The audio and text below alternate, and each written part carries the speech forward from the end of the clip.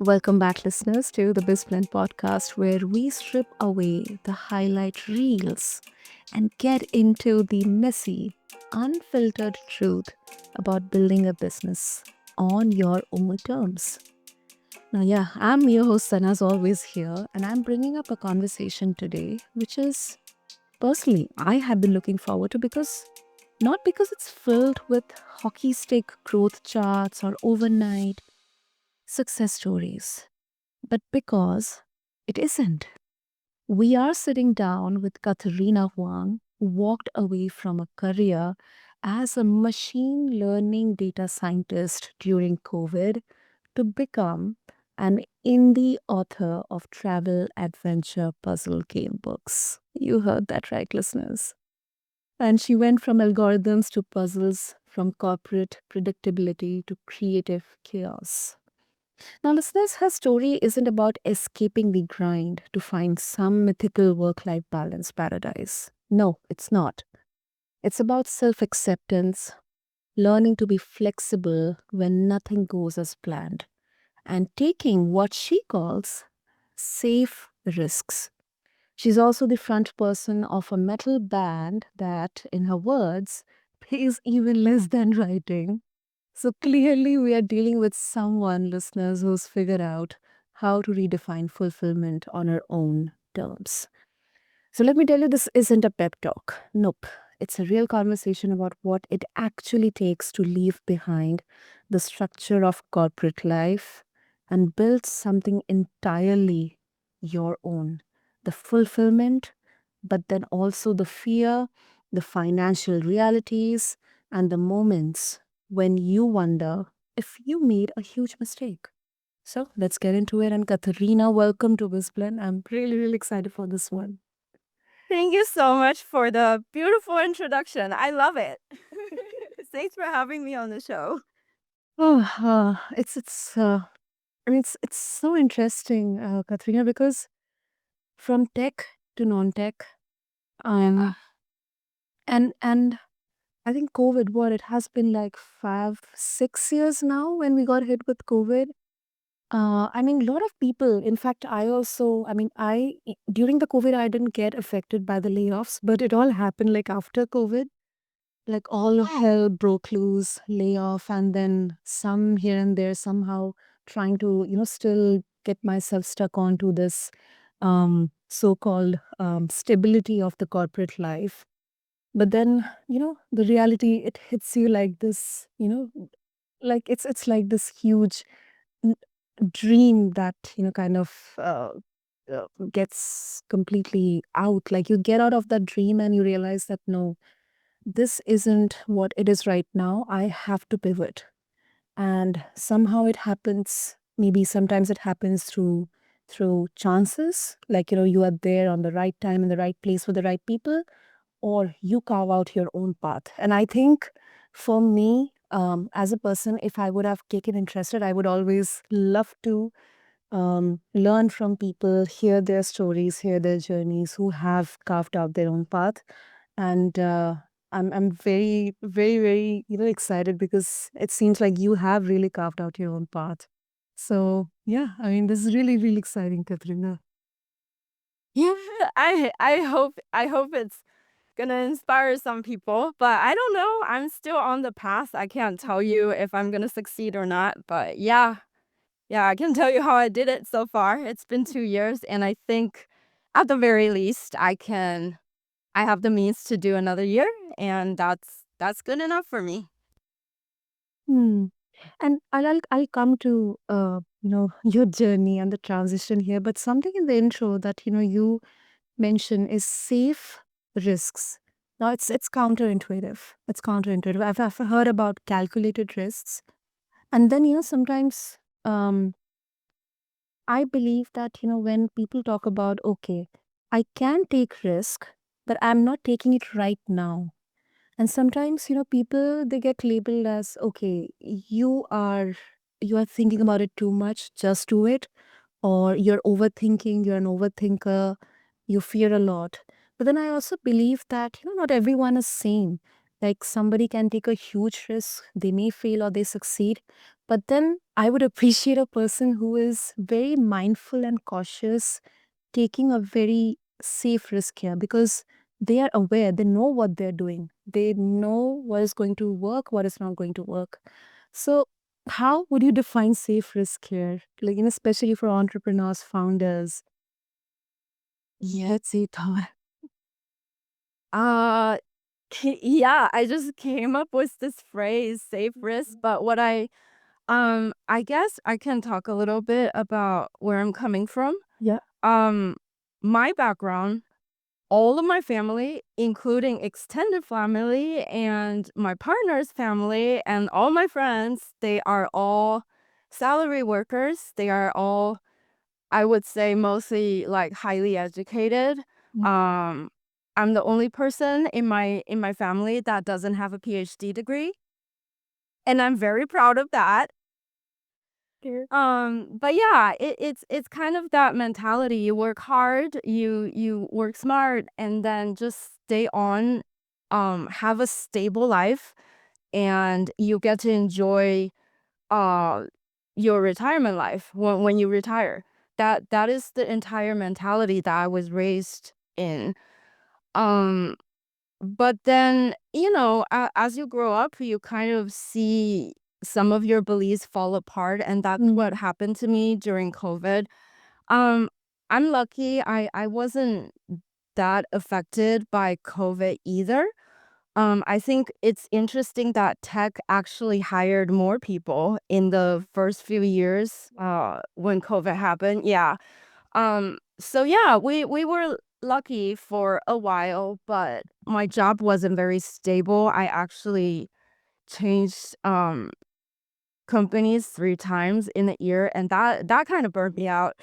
Um but the big thing that kind of like made me realize there's no stability anyways is that COVID happened. It was out of the blue. My dad also had a stroke. It turned out to be a little bit more severe than we hoped for, and so he was kind of like at the cusp of his age allows him to retire, but he didn't want to because he likes his research. Um but then right around this time he had this stroke, and now a lot of his abilities are hindered, and so he had to retire. That's one thing that kind of like made me realize, life is not stable anyways. And the other thing is that, we all like were raised to believe that we will have a stable life once we retire. Once we retire, there's gonna be enough money. You're gonna have like everything taken care of. You can go like on cruises. Um, that's not the case. Like if you don't have the house, such as in my dad's situation, uh, then the life you know is already over. And so I just had this like very urgent feeling that time is running out. I'm pushing 40, and so I also felt like, oh my God, time is running out. There's actually a few things I want to do in life still. And so you talked about, taking risks later. I used to be like that. I completely believed that. But now I feel like since we don't have too much time left, I want to take risks now. If I can do it, I will take risks now. Yeah. So, and in terms of safe risk, because I always wanted stability, I always wanted a safety net. That's just how I am. I believed in that. Even though a lot of other things changed, I still believe that I want the safety net, financially or like emotionally, job wise, life wise. Um, I always think that it's good to take risks that you can lose. So for example, if you're gonna invest like $5,000, if $5,000 disappear, becomes zero tomorrow, can you pay rent? Can you still survive for the next 6 months? Like if the answer is yes, then yeah, spend the $5,000. It is your choice. So I am trying to practice that now myself. So um because I'm running e-commerce, I want to do in-house inventory, which means that I'll have to purchase things beforehand. All of the purchase is something I'm willing to lose. If I lose all of the books that I pre-printed, it's okay. I can still live. Um, so that is the risk I'm taking. On the contrary, they're like print on demand t-shirts. I'm going with print on demand instead of in-house because I felt like t-shirts is just harder. There are like so many different colors, different sizes. Right. Everyone wants different things. And the like customer service will be a little bit more involved. And so that is a risk I'm not willing to take. I don't want to spend my time on, like handling customers' issues or potential inventory issues. And so yeah, that's kind of what I meant about safe risk. I want to enjoy life, but at the same time, know that you have plan B, that you're not gonna, just like fall out of your life and have nothing. I love that. Absolutely. And I go by that because, oh my goodness, I have so many thoughts here. Like, first of all, starting with the first part of the conversation, um, like specifically in the Eastern cultures, um, and not just, not generalizing everything, but this is what something I've also observed as well here, Katharina, that, my father, our parents, they have been like 14, 15 years in that single company or the single organization, who have Yeah. retired but still feel, they, whenever they try to take rest or in fact, my father, he's like, 70 plus, he still is working. He still is working. Sometimes he thinks that he's, in his 30s or 40s, he can walk miles, he can work like 8, 10 hours or maybe 14 hours a day. But then, Mm. like practically looking, your body cannot. Your body cannot. And I think that is something that, many of us, we are trying to break out of that, because here the work, your entire work kind of becomes your sole identity, like your worth, your identity, your mere existence, it is attached with the work you are doing. If you're not doing that, or you somehow get disassociated with that, then you yourself, you are feeling worthless, let alone the people around you. So I think that is something many of people with whom I have had conversations, they're trying to break that, or come out of those shackles kind of here.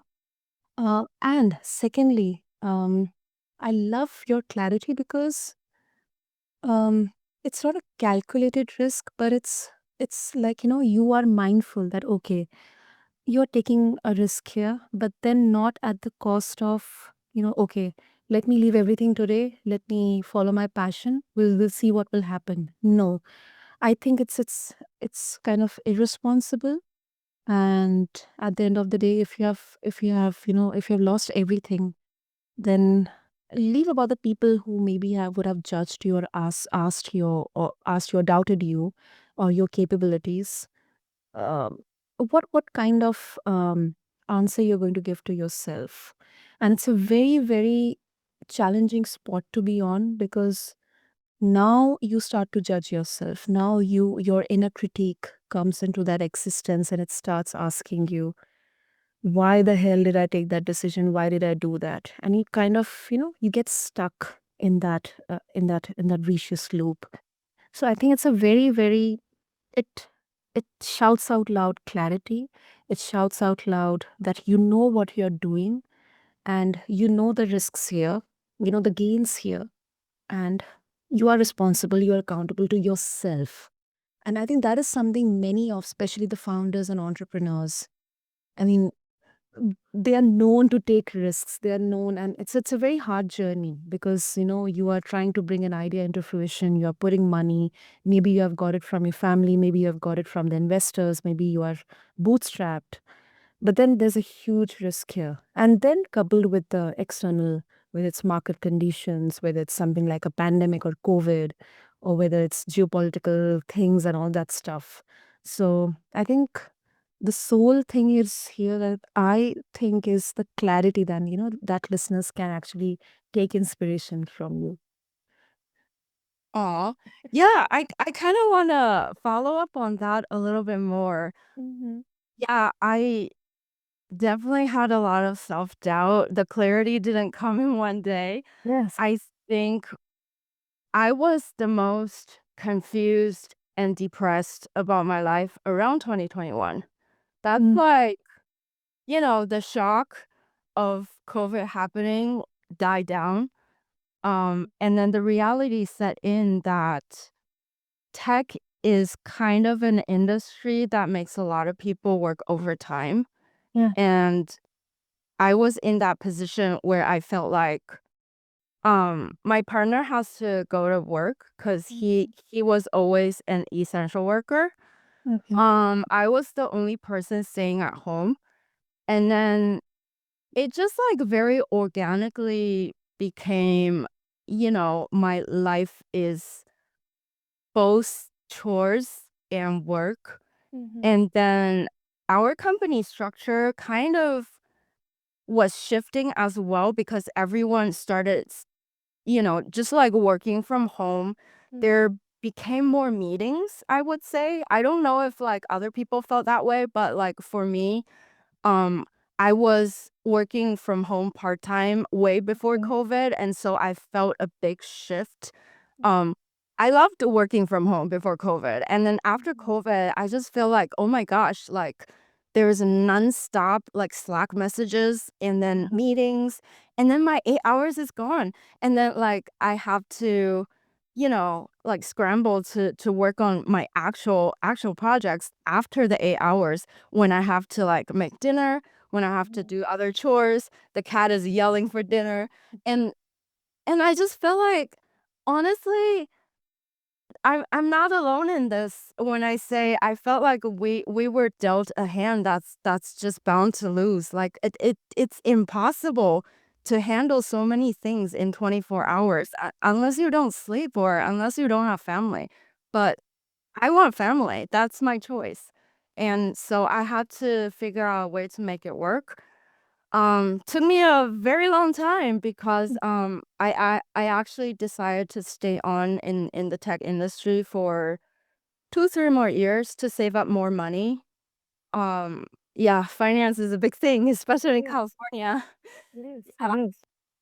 So I had those few years to think about what I need, and my conclusion is I need to leave the tech industry. That is my one clarity. And a lot of people think that, oh, I left the tech industry to chase my dream, which is becoming an indie artist. It actually didn't happen that way. It is that I got burned out. I knew I had to leave. And after I decided to leave, I was trying to think of ways that can sustain both my happiness and my finance. And so the indie artist came about that way. Um, Mm. yeah, so I think clarity came about when I'm really willing to let go something very big that I have achieved, which is, a really good position in tech. Mm. And the other thing is, yeah, kind of what you said before, self-acceptance, knowing who you are. I am continuing to learn who I am. In the past, I think my identity is very much academic tied, but nowadays I felt like I am no longer embarrassed to tell people that I left tech to become an artist because in the world of AI, creativity is actually one of the most important things. Even when I was working in tech, when you're writing code, AI can help you write code, but only you can design what is a good code? What is efficient? Mhm. How you want to package, different functions. Um, those design decisions came from human. And right now I'm just using these originalities in different ways. For example, in my books, I want to expose everyday people to other countries, to how there are different voices in other parts of the world, and I want to find fun ways to integrate that into my book without having people felt like they were being taught something. And I think those creativity and originality needs to be valued more, especially now that everyone is kind of fearful of AI. We need to know what human is different from, like what we have the value that machine doesn't have. Machine can do a lot of things better than us, but we have the thinking process. We can mutate, or we can try different things. That's what AI cannot do. And I think maybe a way to say it is that street smart is something I'm focusing on now Yes. instead of book smart. Exactly, exactly. This is exactly where, I also kind of lacked. Once again, going back to, something that you mentioned in the beginning, that you're the only non-PhD holder in your own family. Yeah.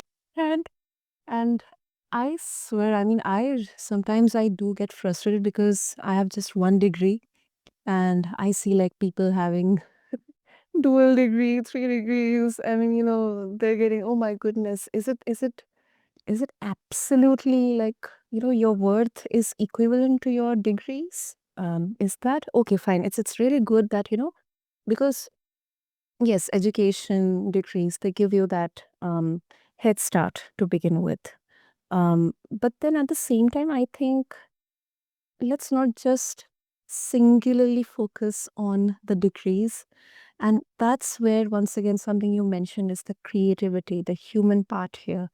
I mean, I've actually seen, like, let's say if I have all the tools to my disposal, somebody else have the same tools to their disposal. Like, I have Claude, I have ChatGPT, I have Canva, I have this, I have that. And then the same tools are given to someone else, and both of us are asked to make a visually appealing, a good PPT here. I'm very sure both the outputs are going to be so different until unless both of them are just blindly copy pasting the AI outputs in there. Because that creativity is something which is human specific. It lies in your eyes, it lies in your brain, your mind, your emotions, how you perceive everything, and how you have an understanding of everything. So I think that's where the beauty of us humans lie. And I hope that somewhere down the line, someday, even the conventional corporate structure also appreciates that. Yeah, exactly. I'm curious, what is your degree? Oh, bachelor's engineering. Nice. But my career has been very different from engineering. Though I mean, had also a very, you can say, not illustrious, but a good academic background, like good marks and percentage. Like, my parents used to tell me that, okay, you get this, I'll gift you this. I'll get you that toy, I'll get you that thing. Like, Ah. I remember when I was in fourth grade, like my mother told me, okay, you get, the first position, I gift you a Barbie. Because at that time I was very fascinated by the Cinderella Barbie. I saw it in the shop and I was crying, like, I want to have that. And Oh. when I actually got the desired result, I got a Barbie. And that kind of became like this, a custom, a ritual. But then after, like, I got into college, I realized that, okay, marks and percentage, they all matter a lot. But then you need to have the real world education as well, the real world, like how exactly the world works here. So yeah, uh, it makes a lot of sense here. Yeah. Yeah, I'm learning how to live in the real world like now because the first half of my life is so sheltered, I would say. And you know, what I've realized is that I think it's really about, like, having more, like, resources, different streams of resources that can help you because Mhm. we never know. We never know what kind of problem is gonna come up in the future.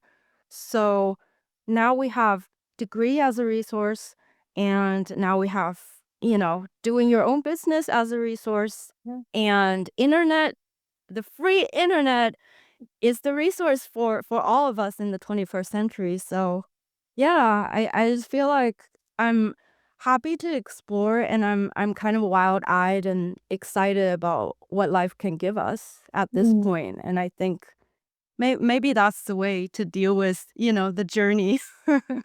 that's right. That's right. Oh, and Katrina, before we conclude, and this is something that I also sometimes, feel like asking myself. Do you ever miss the corporate world? I mean, the structure, the colleagues, that not ambience, but that, office vibe, the stability, the clear career trajectory, like maybe even the validation of a big title, a steady paycheck. Do you ever miss it? Absolutely not. 1000%. I never missed it. That's good. Um, Maybe I should elaborate. Yeah, actually there were a few times I was asked, "Oh, so when are you gonna go back to real work from your sabbatical?" Oh, And and that actually gives me some anxiety because I just, like, remembered, like, all of those memory comes back that I'm, like, sleep deprived and I'm trying to meet the deadline that I don't even care about, to be honest. And yeah, I didn't like that feeling. Nowadays, I do really miss the data science part of things. I love the real technical work. That part I never like wanted to let go. But now I'm doing it with, like running, say, Meta ads and Google ads. There's actually a lot of things you can tweak. And I think knowledge aside, the degree gave me a really good system, mhm, a systematic way of thinking. And so when I'm running, say, like ads experiments, I have a systematic way to approach it. Sometimes it's quantitative, sometimes it's, you know, how you feel. mhm, Because I think how you feel can also be a metric. Like mhm, in the tech industry, people like value metrics so much, but mhm, they only look at the number side of things. And now that we are our own boss, we don't have to listen to other people. I want to use my emotion and my feeling as a metric. I don't think there's anything wrong with it. And I think it's just the systematic approach that's important to me. Yeah. I love that. Love that how you think. And yes, this is also right that, again, once again, education, degree, at least getting a sense of how the corporate world or industries work. I think that gives us uh, a way to, have a structure, have a process in there. Some of the processes which I, now follow, I have learned them while being on the job and with some really great managers, great colleagues, and seniors. So, yeah, I think it's really, really, interesting to get a taste of both the worlds here, Katharina. So, unfortunately, we have to wrap this up. But of course, I'm very sure our listeners will have lots of questions and thoughts and opinions, and maybe they would love to seek some wisdom from you as well. So, for that, how they can reach out to you, how they can connect with you. Yeah, so my one-stop shop is on my website, vegoutvoyage.com. Mhm. I'm actually kind of updating it a little bit. I think my new like 2.0 website is gonna come out in 2 weeks ish. Yeah, so just look up vegoutvoyage.com. You can email me. You can find my stuff. I would love to talk to you guys. That's amazing. And do you want to share something about Veg Up Voyage for our listeners? Like me? Yeah. Yeah, go ahead. Sure. So, Veg Out Voyage, I started with my core product. That's the travel book. Um, my newest release is about Iceland. So basically, if Mm. you read my book, it is not text heavy. It's every page is different puzzle games, brain teasers. If you solve them, you will get actual factual information that's fact checked by human about Iceland. Either it's touristy or probably cultural or what kind of literature, movies. I just want to introduce the everyday life of different countries while, giving you all of the tourist hits. And so my next one is going to be Barcelona, but that's going to be a while. Mhm. Yeah. And then I have merch like t-shirts, all those good stuff. Feel free to look it up. And the book is also on Amazon if you prefer to buy it there. That's really cool. That's really cool. And listeners, you heard it from Katharina. I'll make sure to have all the links, the details that she shared today in this episode mentioned in the show notes. So just find them attached along with this episode on whichever platform you're listening to your podcast on. And listeners, what a conversation it has been. I mean, that's Katharina Huang, an indie author, former data scientist, metal band frontwoman, and someone who's figured out how how to build a life around joy and flexibility, even if it doesn't come with a corporate benefits package. So, if you take one thing from this conversation, let it be this: taking risks doesn't mean being reckless. And fulfillment doesn't mean being happy all the time. It means being honest about what you're willing to trade, what you need to thrive, and what version of success actually matters to you. Not to LinkedIn, not to your parents, not to the algorithm, just you.